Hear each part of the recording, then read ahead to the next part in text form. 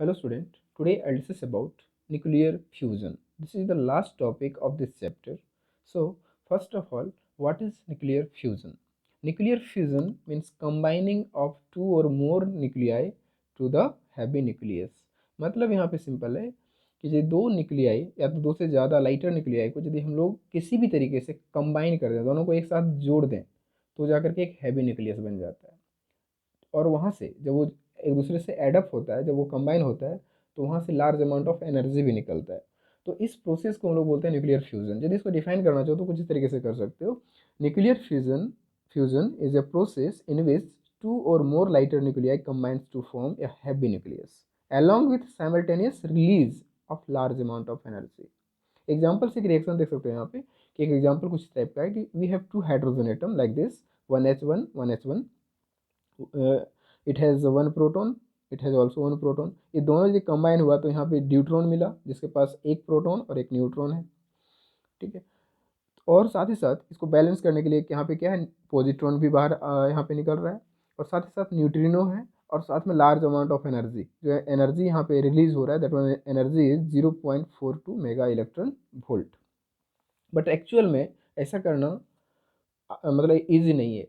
तो यहाँ पे मैं हम लोग देख सकते हैं कि यदि दो हाइड्रोजन एटम को उसके करीब लाएं तो बोथ आर पॉजिटिव। आप देख सकते हो दोनों क्या है, पॉजिटिव है। यदि दोनों को करीब लाओगे तो यहाँ पे रिपल्सिव फोर्स मिलेगा।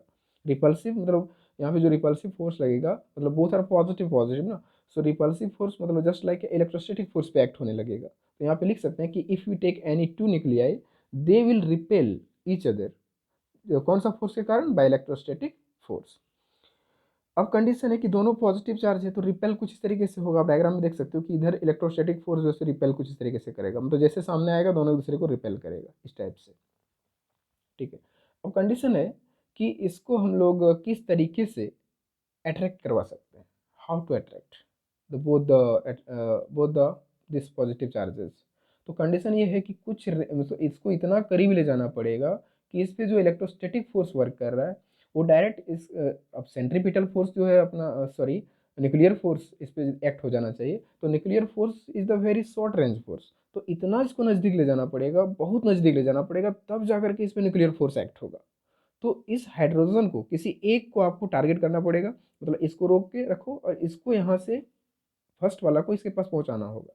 तो यहाँ पे लिख सकते हैं कुछ तरीके से कि we have to bring one nucleus from infinity. Infinity मतलब बहुत ज़्यादा दूर नहीं, मतलब मान सकते हैं कि 1 मीटर 2 मीटर डिस्टेंस पे यदि हो है तो उसको इनफाइनाइट होगा, क्योंकि यदि यहाँ पे देखा जाए न्यूक्लियस में तो बहुत ज़्यादा डिस्टेंस होता है 1 मीटर 2 मीटर। तो यहाँ पे लिख सकते हैं फार ऑफ डिस्टेंस। कंडीशन है कि इसको कितना करीब लाना पड़ेगा, R tends to zero. R tends to zero means R is not equals to zero but almost zero, मतलब इतना छोटा डिस्टेंस तक ले जाना पड़ेगा, लगभग आपको उसके करीब ले जाना पड़ेगा। तो R tends to zero by doing external work on bringing them close enough. Nuclear force हम जानते हैं कौन सा रेंज फोर्स है, शॉर्ट रेंज फोर्स है, विल बिगिन टू एक्ट। मतलब कि इस हाइड्रोजन को आपको करीब ले जाना पड़ेगा और इतना करीब ले जाना पड़ेगा कि उस पर न्यूक्लियर फोर्स एक्ट होने लगे। ठीक है, तो उसको हम लोग यदि डायग्रामेटिकली देखें तो किस तरीके से देख सकते हैं। और हम लोग एक चीज़ ये भी जानते हैं कि nuclear force is the attractive force in nature, जो कि इलेक्ट्रोस्टैटिक फोर्स से बहुत ही ज़्यादा होता है, इलेक्ट्रोस्टैटिक फोर्स से मच ग्रेटर होता है।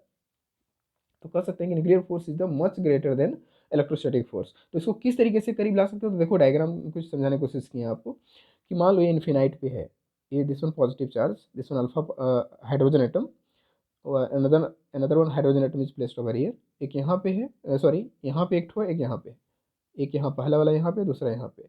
यहाँ से इसको पकड़ के ले जा रहे हैं यहाँ तक। तो इसके लिए क्या करना पड़ेगा, बाई एक्सटर्नल वर्क, इस पर एक्सटर्नल वर्क करना है अपोजिट डायरेक्शन में। तो इसको रिपेल तो करेगा, तो उसके अपोजिट डायरेक्शन में यदि मैं वर्क करके इसको यहाँ तक पहुँचा दूँ तो यहाँ पे क्या काम करने लगेगा, यहाँ पे काम करने लगेगा न्यूक्लियर फोर्स, क्योंकि इसके बहुत करीब ले आएंगे, बहुत करीब। तब जा करके यहाँ पे न्यूक्लियर फोर्स स्टार्ट होगा, और न्यूक्लियर फोर्स जहाँ पे स्टार्ट हुआ फिर इसको बाहर जाने नहीं देगा, और दोनों को एक दूसरे से क्या कर लेगा, एक दूसरे से दोनों क्या हो जाएगा, कंबाइन हो जाएगा।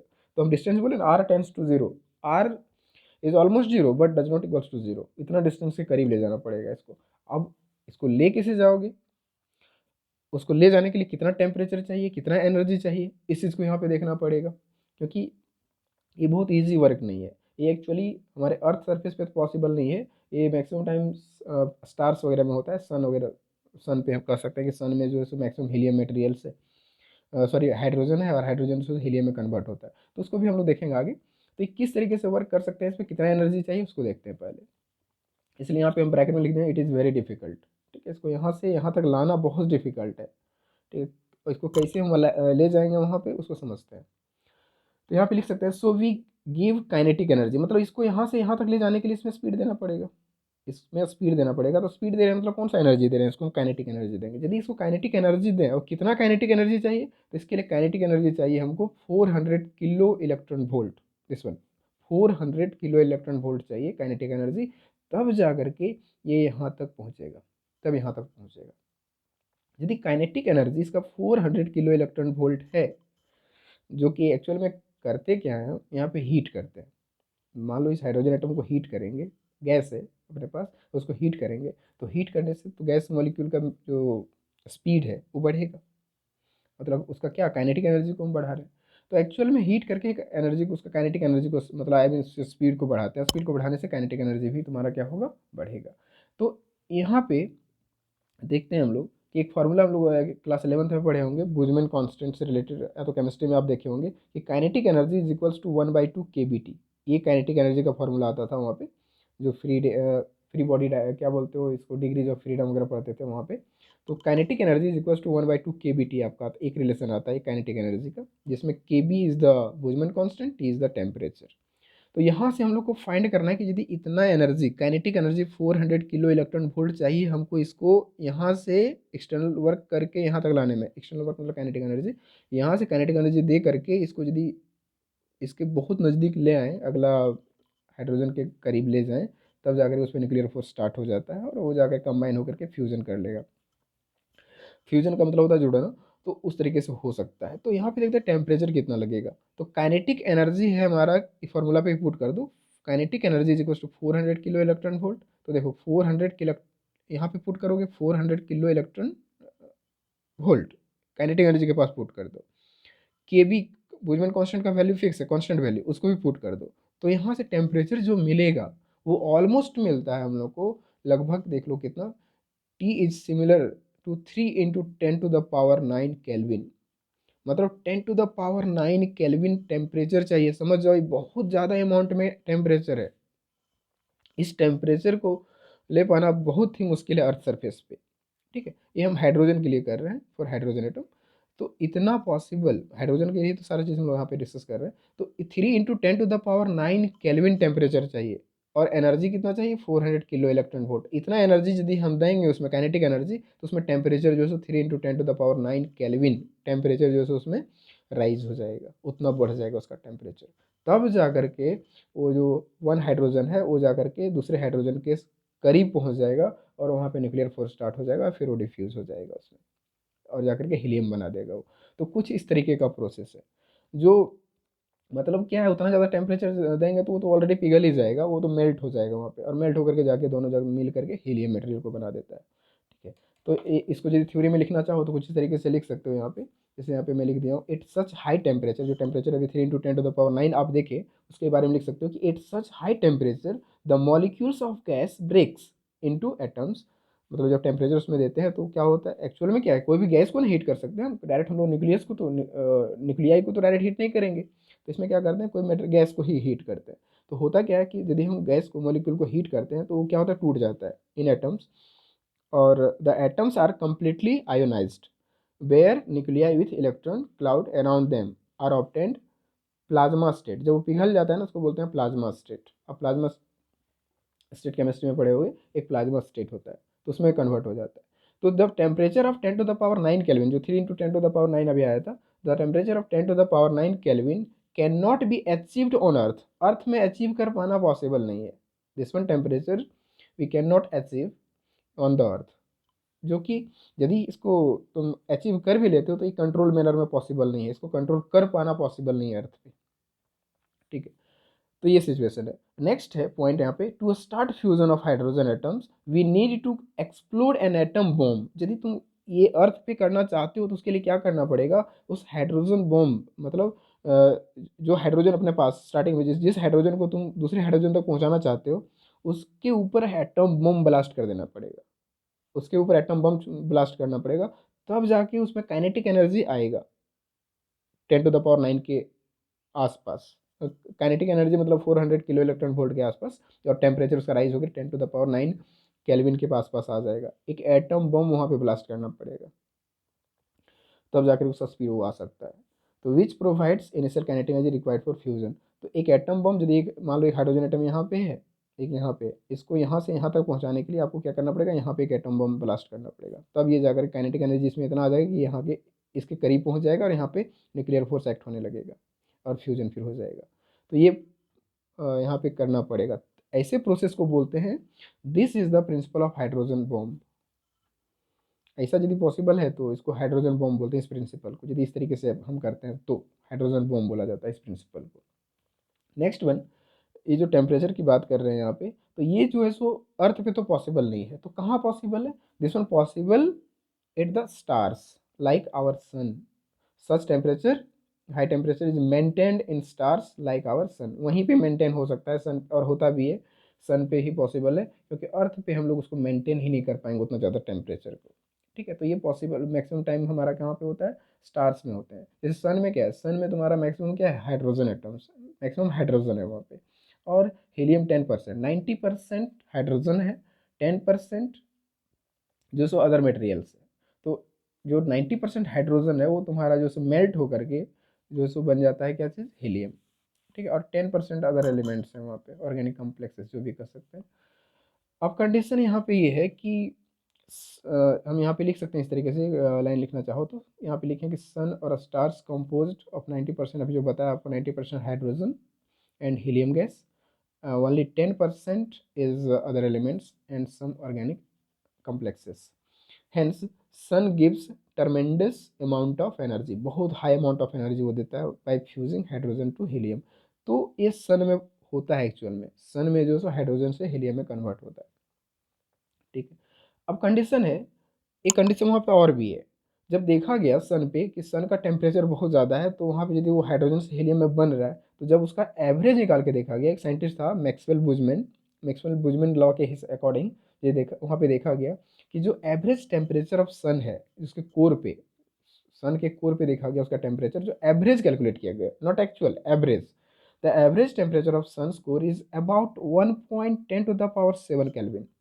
उसका जो एवरेज टेम्परेचर देखा गया वो था 1.5 इंटू 10⁻⁷ केल्विन, जो कि हमारा नीड से कम है, क्योंकि 10⁻⁹ हमको चाहिए केल्विन टेम्परेचर, तब जाकर के क्या होगा, वो मतलब फ्यूजन स्टार्ट होगा उसमें, तब जाकर के वो फ्यूजन हो पाएगा। तो 1.5 इंटू 10⁻⁷ तो कम है भाई, तो यहाँ फ्यूजन होना पॉसिबल तो है नहीं।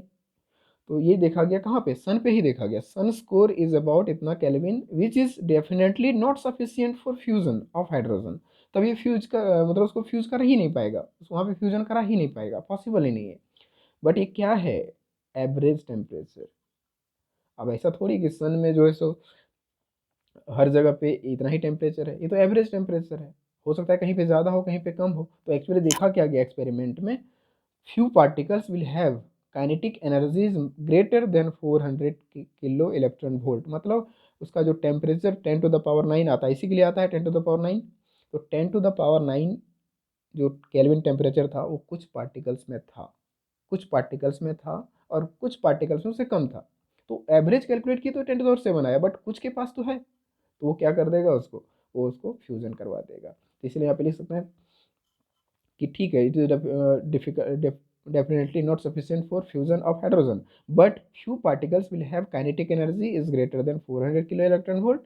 They start fusing and temperature rises due to heat released and further fusion continues।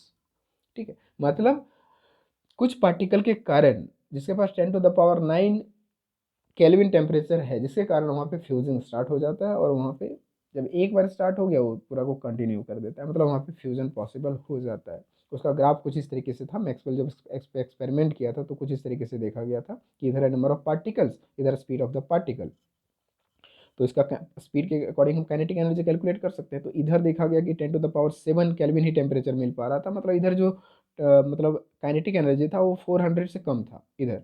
But यहाँ पे इस इस समय देख सकते हो कि जब इसका नंबर ऑफ पार्टिकल्स कुछ बहुत लेस अमाउंट, मतलब नंबर ऑफ पार्टिकल्स बहुत ज़्यादा है। इधर देखो बहुत ज़्यादा के पास क्या देखा गया कि स्पीड, उसका जो काइनेटिक एनर्जी है वो बहुत कम है, काइनेटिक एनर्जी कम है। बट कंडीशन ये था कि बहुत कम अमाउंट, बहुत कम पार्टिकल्स के पास जो है सो उसका जो स्पीड था, आई मीन स्पीड मतलब यहाँ पे बोल सकते हो kinetic energy depends on the speed. तो बहुत सारा कम पार्टिकल्स के पास, मतलब इतना ही पार्टिकल के पास, यहाँ से यहाँ तक देखो, यहाँ से यहाँ तक, इस पॉइंट से इस पॉइंट तक के पार्टिकल्स के पास जो है सो इतना अमाउंट ऑफ एनर्जी था, और इससे ज़्यादा भी था। 400 किलो इलेक्ट्रॉन वोल्ट एनर्जी से ज़्यादा था, मतलब 10⁻⁹ केल्विन टेम्परेचर यहाँ से मिल जाएगा आपको। मतलब सिंपल इन रफ यदि बोले, इसको आरएमएस स्पीड बोलते हैं, this one RMS speed of the particle. तो एक्चुअल में क्या है ना कि सन के पास तो बहुत सारे पार्टिकल्स है, lot of particles the hydrogen atom. तो कंडीशन ये है कि मैक्सिमम पार्टिकल के पास जो है सो 10⁻⁹ केल्विन टेम्परेचर नहीं है, बट कुछ पार्टिकल्स के पास 10⁻⁹ केल्विन टेम्परेचर है, जिसके कारण वो क्या कर देता है, वहाँ पे फ्यूजन स्टार्ट कर देता है। तो एक्चुअल में आप देखते हैं इसका रिएक्शन क्या होगा, what will be the reaction, actual reaction क्या होगा जो आपको बुक में मिलता है एक्चुअल रिएक्शन। ये तो थ्योरेटिकल पार्ट हो गया समझने के लिए, और इसको यदि आप थ्योरेटिकली लिखना चाहो तो कुछ तरीके से दिखा सकते हो, बट इसको यदि एक्सपेरिमेंट मतलब बाय रिएक्शन दिखाना चाहोगे तो कैसे दिखाओगे, तो अब हम लोग उसको देख लेते हैं एक बार। Reaction, actual reaction on the star. तो यहाँ पे लिख सकते हैं हम लोग heading nuclear fusion in sun, या तो स्टार भी लिख सकते हो। यहाँ देख सकते हो हेडिंग क्या डाला है, न्यूक्लियर फ्यूजन इन स्टार्स और sun, nuclear fusion in sun, bracket में स्टार लिख सकते हो। तो इसमें स्टेप वाइज देखेंगे हम लोग, स्टेप वाइज होता है कैसे कैसे, स्टेप देखते हैं। स्टेप 1, 2 हाइड्रोजन एटम है, इसको हम पहले भी बता चुके हैं आपको उधर स्टार्टिंग में। 2 हाइड्रोजन एटम भी है, ये क्या करता है, एक न्यूट्रॉन बनाता है, साथ ही साथ एक पॉजिट्रॉन आउट करता है, एक न्यूट्रिनो को आउट करता है, और कुछ अमाउंट में एनर्जी आउट करता है जो है 0.42 मेगा इलेक्ट्रॉन वोल्ट।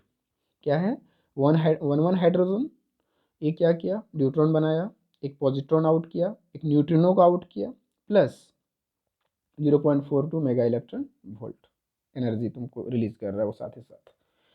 अब कंडीशन क्या है कि ये जो इलेक्ट्रॉन पॉजिट्रॉन है, ये जो है सो अपने को बैलेंस करने के लिए एक इलेक्ट्रॉन को खींचता है इससे, न्यूट्रॉनों से। तो किस तरीके से खींचता है, इस तरीके से, एक पॉजिट्रॉन है, एक इलेक्ट्रॉन को अपने तरफ खींचा, तो इसका जो रिएक्शन, ये दोनों जब एक दूसरे से कंबाइन होता है, कंबाइन होकर के मतलब एक दूसरे में समा जाता है, एक दूसरे में मिल जाता है जाकर के, कंबाइन होकर के, तब जाकर के वहाँ से एनर्जी निकालता है जो in the form of gamma rays, gamma radiation के फॉर्म में एनर्जी निकालता है। तो कुछ इस तरीके से गामा प्लस गामा, अब बोलोगे दो क्यों निकाले, इसको बैलेंस करने के लिए, ये बैलेंस करने के लिए दो निकलता है।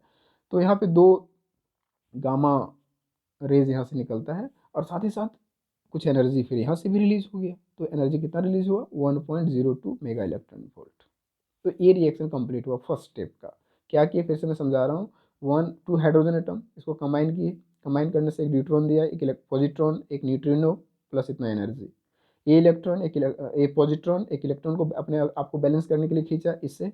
तो जा करके देखो क्या, एक इलेक्ट्रॉन एक सॉरी एक पॉजिट्रॉन एक इलेक्ट्रॉन कंबाइन हुआ, दोनों मिल गए एक दूसरे में समा गया जा करके, तब जाके गामा वेव निकला वहाँ से, गामा रेडिएशन या तो वेव बोल सकते हो।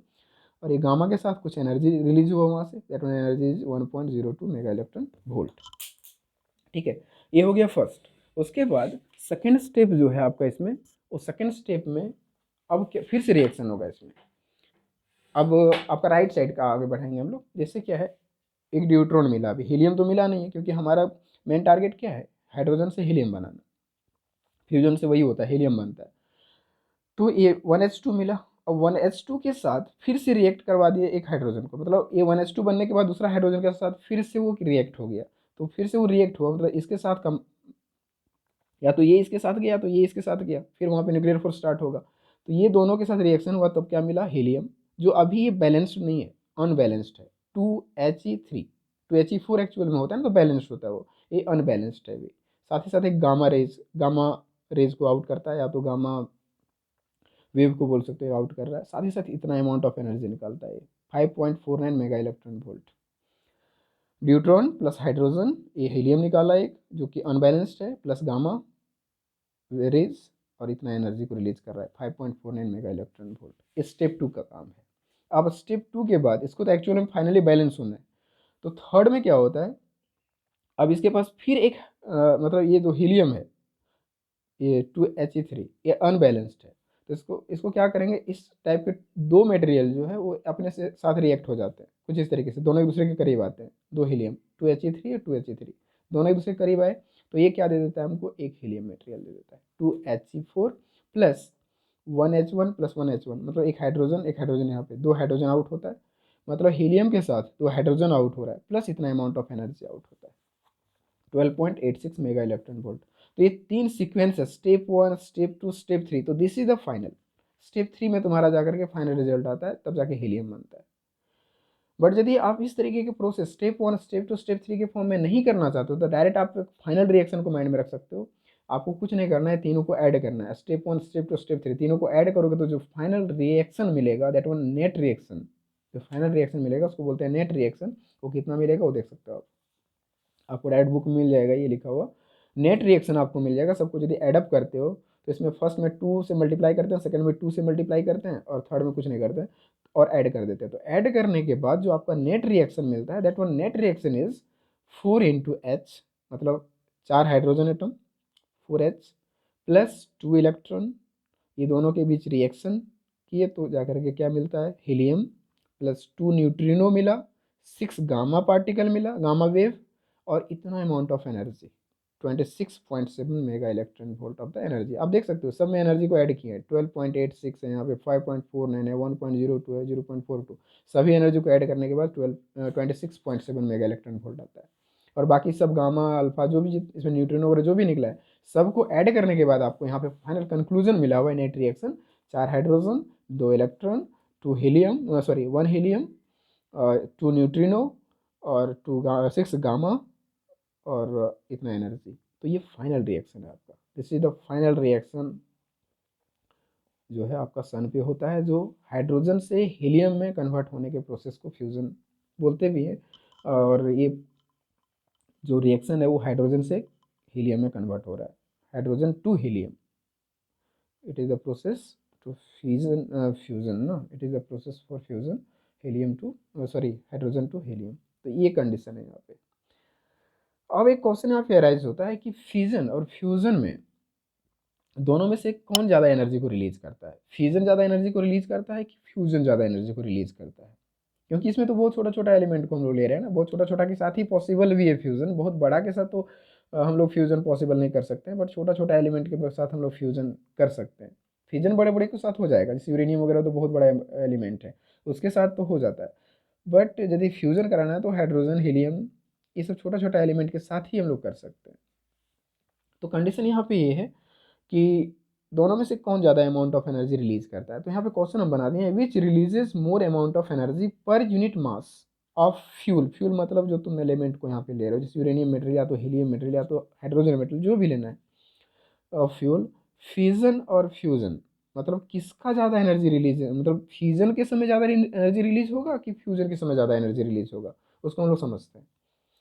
देखो फ्यूजन में हम लोग वैसे कैलकुलेट किए हुए थे, फ्यूजन जब कर रहे थे तो फ्यूजन जब हम लोग देखे थे तो इतना एनर्जी 0.85 मेगा इलेक्ट्रॉन वोल्ट हमको मिला था, इतना एनर्जी। ठीक है, तो एक्चुअल में देखा जाए तो यूरेनियम मटेरियल का लेते हैं तो 216 मेगा इलेक्ट्रॉन वोल्ट था, जिसको हम बोले थे कि वो 240 के लिए था, ये 236 है ना। तो इसको ऑलमोस्ट मान के चलते हैं कि यूरेनियम न्यूक्लियस में तुम्हारा जो एनर्जी होता है वो 200 मेगा इलेक्ट्रॉन वोल्ट होता है। 216 तुम्हारा 236 नहीं 240 के लिए था, क्योंकि वहाँ पे 240 हम लोग एज्यूम किए थे, यहाँ 236 होता है यूरेनियम का ना एटॉमिक मास नंबर। तो यूरेनियम न्यूक्लियस का जो एनर्जी मिल रहा है हमको 200 मेगा इलेक्ट्रॉन वोल्ट अप्रॉक्स। तो 236 के लिए ही तो ये है, 236 मास नंबर के लिए है इतना। तो वन मास मतलब वन एटॉमिक मास नंबर के लिए कितना होगा, वन एटॉमिक मास के लिए हो जाएगा 200 डिवाइड बाई दिस वन। तो 236 यूनिटी मेथड लगा दे रहे हैं यहाँ पे। तो इसका एनर्जी जो मिलता है हम लोग को finally, that one energy is the 0.85 mega electron volt. किसके लिए, पर AMU। तो 1 AMU के लिए निकल गया हमको 0.85 mega electron volt. 236 mass number होता है तुम्हारा यूरेनियम का, तो एक AMU में मतलब एक एटॉमिक मास यूनिट में कितना एनर्जी, तो 0.85 मेगा इलेक्ट्रॉन वोल्ट। ओके, उसी तरीके से फ्यूजन का देखते हैं। तो फ्यूजन में हम लोग कितना हाइड्रोजन लिए थे, 4 हाइड्रोजन, एक्सपेरिमेंट में अभी बताए थे कि 4 हाइड्रोजन लिए हम लोग, यहाँ पे देख सकते हो आप 4 हाइड्रोजन है। तो 4 हाइड्रोजन लिए तो यहाँ पे हम लोग 4 हाइड्रोजन के लिए देखेंगे। तो 4 हाइड्रोजन के लिए कितना एनर्जी यहाँ पे रिलीज हुआ है, 4 हाइड्रोजन के लिए हमारा एनर्जी रिलीज हुआ है 26.7 मेगा इलेक्ट्रॉन वोल्ट। तो यहाँ पे वही चीज़ को लिखना है कि 4 hydrogen nuclei has 26.7 mega electron volt. So 4 hydrogen have 4 atomic mass units, मतलब 4 प्रोटॉन। तो यहाँ पे लिख सकते हैं 4 AMU is equals to 26.7 mega electron volt. So 1 AMU is equals to 26.7 divide by 4। इसको कैलकुलेट करेंगे तो ये रिजल्ट देगा 6.7 mega electron volt per AMU। तो आप देख सकते हो इसका है 0.85 मेगा इलेक्ट्रॉन वोल्ट, इसका आ रहा है 6.7 मेगा इलेक्ट्रॉन वोल्ट। मतलब ये मच मोर बोलेंगे, fusion has much more energy releasing by the in comparison of fusion. Fusion में बहुत कम अमाउंट में तुम्हारा एनर्जी रिलीज होता है in comparison of fusion. Fusion में बहुत ज़्यादा एनर्जी रिलीज होता है, ठीक है, क्योंकि हीट ही बहुत ज़्यादा करना पड़ता है हमको फ्यूजन में। फ्यूजन में उतना ज़्यादा हीट नहीं करना पड़ता है, बट फ्यूजन में बहुत ज़्यादा हीट करना पड़ता है। इन कंपैरिजन ऑफ देखें तो जो एनर्जी का रिलीजिंग है वो फ्यूजन में बहुत ज़्यादा है, much more in comparison of fusion. इसलिए यहाँ पे लिख दिया देखो, fusion is much greater than fusion, much more energy release by fusion. तो ये जो है so maximum much more energy release कर रहा है, एनर्जी जो है सो फ्यूजन मैक्सिमम एनर्जी को रिलीज करता है इन कंपैरिजन ऑफ फ्यूजन, ठीक है। तो ये तुम्हारा आंसर हो जाएगा इसका। तो ये हो गया फ्यूज़न पूरा कंप्लीट टॉपिक, फ्यूज़न, और ये पूरा चैप्टर भी यहीं पे फिनिश होता है हम लोग का। Okay, so this is all about of the today lecture. So thank you for watching.